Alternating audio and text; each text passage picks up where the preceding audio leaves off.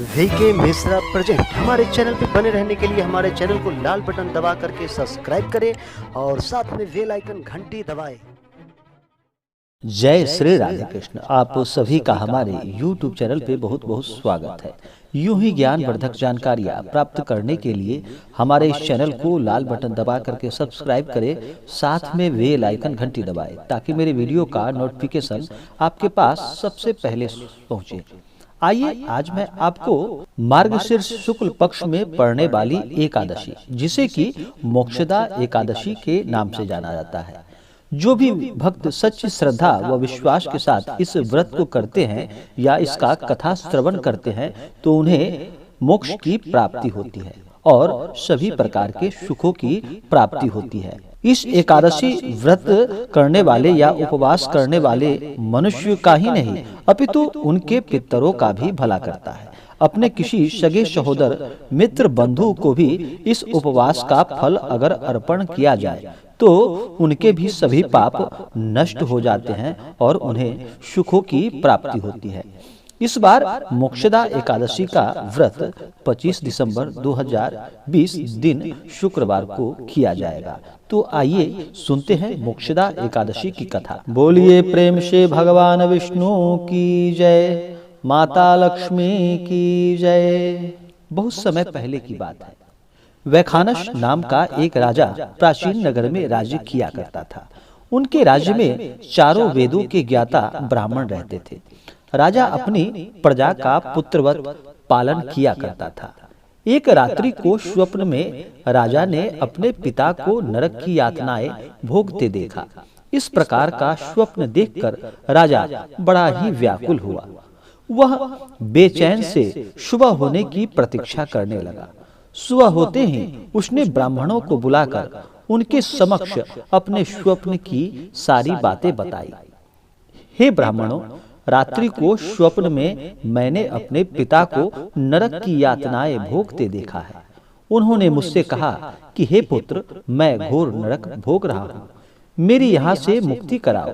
जब से मैंने उनके यह वचन सुने हैं तब से मुझे चैन नहीं आ रहा।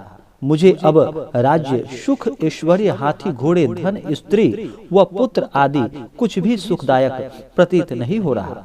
अब मैं क्या करूं, कहाँ जाऊं? इस दुख के कारण मेरा शरीर तप रहा है। आप लोग मुझे किसी प्रकार का तप, दान, व्रत आदि बताइए जिससे मेरे पिता को मुक्ति प्राप्त हो। यदि मैंने अपने पिता को नरक की यातनाओं से मुक्त कराने के प्रयास न किए तो मेरा जीवन निरर्थक साबित हो जाएगा। जिसके पिता नरक की यातनाएं भोग रहा हो उस व्यक्ति को इस धरती पर सुख भोगने का कोई अधिकार नहीं। हे ब्राह्मण देवों, मुझे शीघ्र ही इसका कोई उपाय बताने की कृपा करें। राजा के आंतरिक दुख की पीड़ा को सुनकर ब्राह्मणों ने आपस में विचार विमर्श किया। फिर एक मत होकर बोला कि हे राजन, वर्तमान, भूत और भविष्य के ज्ञाता पर्वत नाम के एक मुनि हैं। वे यहाँ से अधिक दूर नहीं हैं। आप अपनी यह व्यथा उनसे जाकर कहें, वे अवश्य ही इसका कोई सरल उपाय आपको बता देंगे। ब्राह्मणों की बात मान राजा मुनि के आश्रम पर गए। आश्रम में अनेक शांत चित्त योगी और मुनि तपस्या कर रहे थे। चारों तरफ वेदों के ज्ञाता पर्वत मुनि दूसरे ब्रह्मा के समान बैठे जान पड़ रहे थे। राजा ने उन्हें दंडवत प्रणाम किया तथा अपने परिचय दिया। पर्वत मुनि ने राजा से कुशल क्षेम पूछी। तब राजा ने बताया कि हे मुनिवर, आपकी कृपा से मेरे राज्य में सब कुशल मंगल है, किंतु मेरे समक्ष अकस्मात ही एक ऐसी समस्या आ खड़ी हुई है जिससे मेरा हृदय बड़ा ही अशांत हो रहा है। फिर राजा ने मुनि को व्यथित हृदय की रात में देखे गए स्वप्न की पूरी बातें बताई और फिर दुखी स्वर में बोला कि हे महर्षि, अब आप कृपा कर मेरा मार्गदर्शन करें। ऐसे में मुझे क्या करना चाहिए? कैसे मैं अपने पिता को नरक की यातनाओं से मुक्ति दिलाऊं? राजा की बात पर्वत मुनि ने गंभीरता पूर्वक सुनी। फिर नेत्र बंद कर भूत और भविष्य पर विचार करने लगे। कुछ देर गंभीरता पूर्वक चिंतन करने के बाद उन्होंने कहा कि हे राजा, मैंने अपने योग बल के द्वारा तुम्हारे पिता के सभी कुकर्मों का ज्ञान प्राप्त कर लिया है। उन्होंने पूर्व जन्म में अपनी पत्नियों में भेदभाव किया था। अपनी बड़ी रानी के कहने में आकर उन्होंने अपनी दूसरी पत्नी को ऋतुदान मांगने पर नहीं दिया था। उसी पाप कर्म के कारण, उस पाप कर्म के प्रभाव से तुम्हारे पिता नरक की यातनाएं भोग रहे हैं। यह जानकर वैखानस ने याचना भरे स्वर में कहा कि हे ऋषिवर, हे मुनिराज, मेरे पिता के उद्धार का आप कोई उपाय बताने की कृपा करें। किस प्रकार वे इस पाप से मुक्त हो पाएंगे?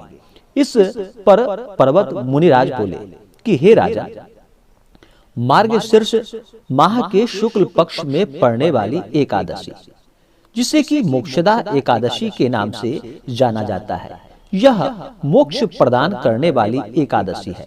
आप इस मोक्षदा एकादशी का व्रत करें और उस व्रत के पुण्य को संकल्प करके अपने पिता को प्रदान करें, उन्हें अर्पित करें। एकादशी के पुण्य प्रभाव से अवश्य ही आपके पिता की मुक्ति होगी। पर्वत मुनि के वचनों को सुनकर राजा अपने राज्य को लौट आया और परिवार सहित मोक्षदा एकादशी का विधि विधान के साथ व्रत किया। इस व्रत के पुण्य को राजा ने अपने पिता को अर्पित कर दिया। इस पुण्य के प्रभाव से राजा के पिता को सहज ही मुक्ति प्राप्त हुई। स्वर्ग को प्रस्थान करते हुए राजा के पिता ने कहा कि हे पुत्र, तेरा कल्याण हो। इतना कहकर राजा के पिता ने स्वर्ग को प्रस्थान किया। जो मनुष्य मार्गशीर्ष माह के शुक्ल पक्ष की एकादशी का व्रत या उपवास करता है, उनके सभी पाप नष्ट हो जाते हैं और अंत में उन्हें स्वर्ग लोक की प्राप्ति होती है। इस उपवास से उत्तम और मोक्ष प्रदान करने वाला और कोई दूसरा व्रत नहीं है। इस कथा को सुनने से व पढ़ने से अनंत पुण्य फलों की प्राप्ति होती है। यह उपवास मोक्ष प्रदान करने वाला है, चिंतामणि के समान है, जिससे व्रत उपवास करने वाले के सभी मनोकामनाएं पूर्ण होती हैं। प्रत्येक मनुष्य की प्रबल इच्छा होती है कि वह मोक्ष प्राप्त करे। मोक्ष की इच्छा रखने वालों के लिए मोक्षदा एकादशी का यह व्रत उपवास अति महत्वपूर्ण है। पिता के प्रति पुत्र के दायित्व का इस कथा से श्रेष्ठ दृष्टांत दूसरा कोई नहीं है। भगवान श्री हरि विष्णु के निमित्त उनका सच्ची श्रद्धा नियम निष्ठा के साथ पूजन करना चाहिए और कथा श्रवण करना चाहिए। यह पिता के प्रति भक्ति और दूसरों के लिए पुण्य अर्पित करने की श्रेष्ठ और पवित्र कथा है।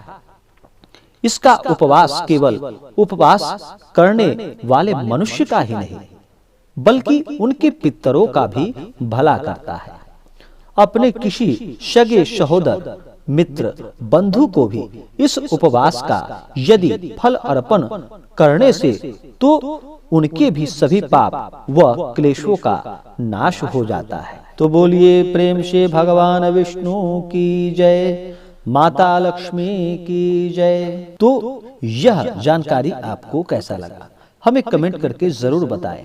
हमारे इस चैनल पे अगर आप नए हो तो हमारे इस चैनल को लाल बटन दबा करके सब्सक्राइब करें, साथ में बेल आइकन घंटी दबाएं, ताकि मेरे वीडियो का नोटिफिकेशन आपके पास सबसे पहले पहुंचे। वीडियो को लाइक और अपने मित्रों के साथ शेयर करें। सुखी रहें और स्वस्थ रहें। जय श्री राधे कृष्ण।